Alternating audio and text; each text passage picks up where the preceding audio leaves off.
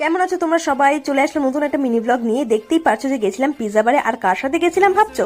দাঁড়াও দাঁড়াও বলছি, তার আগে একটু না হয় ভেতরটাই দেখে নাও। আর ভেতরটা ছিল ঠিক এরকম, খুব একটা বেশি বড় স্পেস ছিল না। আর এই যে দেখো, আমরা তিনজন মিলে গেছিলাম, অনুপ, আন্টি আর আমি।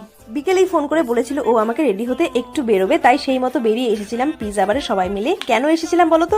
এই যে আসলে আমাকে একটা সুন্দর উপহার দেওয়ার ছিল। আসলে সামনেই তো নববর্ষ, আর আমরা বাঙালিরা তো এই সময় খুবই কেনাকাটা করি।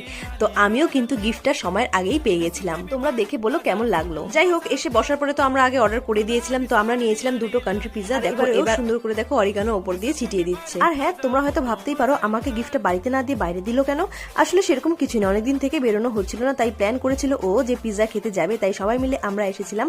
আর তাই তখনই আমাকে গিফটটা দিয়েছে। আর এদিকে পিৎজা খাওয়া নিয়ে তো দেখতেই পেলে একাকার অবস্থা, সবই প্রায় খুলেই চলে আসলো। আর ও এদিকে তোমাদের রিভিউটা দিয়ে দিল। তারপর বিল পেমেন্ট করে চলে এসেছিলাম বাড়িতে। ভালো লাগলে সাবস্ক্রাইব করে দিও এরকম আরো মিনি ব্লগ দেখার জন্য।